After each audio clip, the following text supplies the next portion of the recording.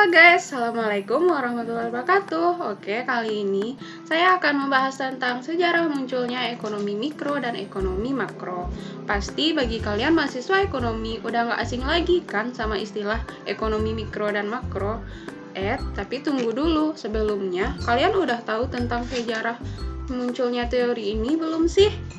Wah, jangan sampai belum tahu ya. Tapi jangan khawatir, di sini saya akan memaparkan sedikit sejarah tentang awal munculnya ekonomi mikro dan ekonomi makro. Sebelum lanjut ke pembahasan, kalian jangan lupa like, comment, subscribe ya guys, karena subscribe itu gratis. Oke, langsung saja ke pembahasan.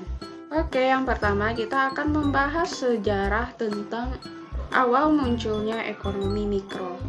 Nah, kira-kira kalian udah tahu belum sih gimana sejarah munculnya ekonomi mikro tersebut? Jadi, sejarah ekonomi mikro bermula dari perkembangan awal ilmu ekonomi modern. Ekonomi modern sendiri baru mulai berkembang ketika Adam Smith meluncurkan pemikirannya dalam buku berjudul An Inquiry into the Nature and Cause of Will of Nation, atau yang kemudian dikenal sebagai The Will of Nation pada tahun 1776. Nah, sejak momentum tersebut, analisis ilmu ekonomi mulai dilakukan dengan menggunakan dasar-dasar ilmiah tanpa teori moral dan teologis.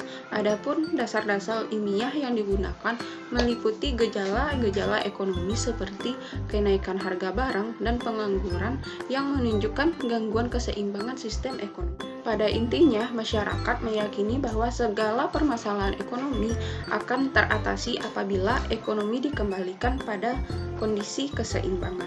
Untuk mengarahkan ekonomi pada kondisi keseimbangan, tidak ada upaya yang perlu dilakukan. Sebab, layaknya alam semesta yang telah berjalan secara teratur, sistem ekonomi pun juga memiliki kemampuan memulihkan dirinya sendiri, atau yang biasa disebut dengan self-adjustment, karena adanya kekuatan pengatur yang disebut invisible hands atau tangan-tangan tak kelihatan. Nah, kalian tahu nggak sih apa yang dimaksud dengan invisible hand di sini? Nah, jadi yang dimaksud dengan invisible hands di sini yaitu adalah mekanisme pasar. Pasar memiliki suatu mekanisme alokasi sumber daya ekonomi yang berjalan dengan landasan interaksi kekuatan demand and supply. Interaksi inilah yang mampu menjadi alat alokasi sumber daya yang efisien jika pemerintah tidak ikut campur dalam perekonomian. Hal ini sebagaimana dijelaskan dalam hukum Say yang dicetuskan ekonomi Prancis Jean-Baptiste Say pada tahun 1767 sampai 1832 bahwa supply creates demand. Hukum ini menegaskan bahwa barang dan jasa yang diproduksi pasti terserap permintaan sampai pada akhirnya tercapai keseimbangan pasar.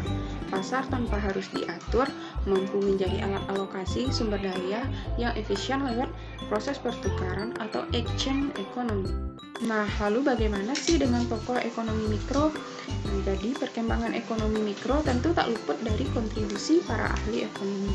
Ada beberapa ahli ekonomi yang banyak membahas serta mencurahkan pemikirannya terhadap teori ekonomi mikro ini, seperti Leon Walras dari Austria, Vilfredo Pareto dari Italia, dan Edward Hastings Chamberlain dari Inggris. Nah, itulah sejarah awalnya perkembangan ekonomi mikro. Lalu bagaimana sih dengan ekonomi makro?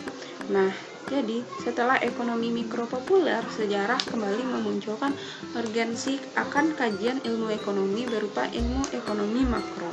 Teori ekonomi makro ini dipicu oleh peristiwa Great Depression yang pertama kali terjadi di Amerika Serikat. Great Depression terjadi pada tahun 1929 sampai 1933 yang membuat perekonomian di berbagai negara besar mengalami berbagai masalah besar. Rentetan masalah ekonomi terjadi seperti angka pengangguran yang meningkat, output perekonomian yang berkurang drastis, serta investasi yang merosot tajam. Kelesuan ekonomi menimpa negara-negara besar karena penerapan liberalisme ekonomi. Depresi yang berlangsung lama ini pun membuyarkan keyakinan dunia terhadap hipotesis ekonomi klasik yang beranggapan bahwa invisible hand akan bertindak secara otomatis untuk menyeimbangkan pasar. Nyatanya, asumsi klasik ini tidak terbukti. Menyusul peristiwa ini, muncul revolusi Keynes yang ditandai dari terbitnya buku berjudul The General Theory of Employment, Interest and Money pada tahun 1936, karya ekonom Inggris John Maynard Keynes. Dalam bukunya tersebut, Keynes melontarkan pendapatnya untuk memperbaiki keadaan depresi ekonomi yang berlangsung di banyak negara di dunia ini. General teori yang diungkapkan Keynes terdiri dari dua hal pokok, yakni pertama, kritik terhadap kelemahan teori klasik yang idealis atau utopian mengenai asumsi pasar dan terlalu ditekankannya masalah ekonomi pada sisi penawaran.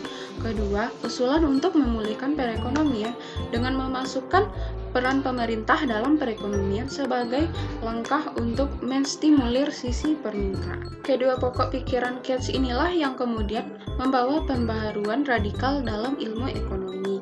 Adapun pembaharuan ilmu ekonomi tersebut meliputi yang pertama, mulai diperhatikannya dimensi global atau agregat makro dalam analisis ilmu ekonomi. Hal ini lah yang memicu perkembangan ilmu ekonomi menjadi ilmu ekonomi makro. Kedua, dimasukkannya peranan pemerintah ke dalam analisis ilmu ekonomi, sehingga hal ini telah menimbulkan asumsi terhadap pentingnya peran analisis kebijakan atau policy analisis. Yang ketiga, diperlukannya analisis kebijakan, maka diperlukanlah studi-studi empiris terkait dalam hal ini adalah terkait kajian kebijakan ekonomi makro. Nah, dari sejarah inilah Keynes kemudian dikenal sebagai bapak ilmu ekonomi makro sekaligus sebagai ekonomi perintis studi induktif. Sebab dasar pemikiran analisis ekonomi disempurnakan menjadi tidak hanya pada analisa deduktif, melainkan juga pada analisa induktif. Nah, sekian dari pembahasan sejarah perkembangan ekonomi mikro dan ekonomi makro. Semoga dapat bermanfaat dan menambah wawasan kita semua ya. Sekali lagi jangan lupa like, comment, and subscribe ya guys. Dan sekian dari saya, tunggu video saya selanjutnya. Assalamualaikum warahmatullahi wabarakatuh.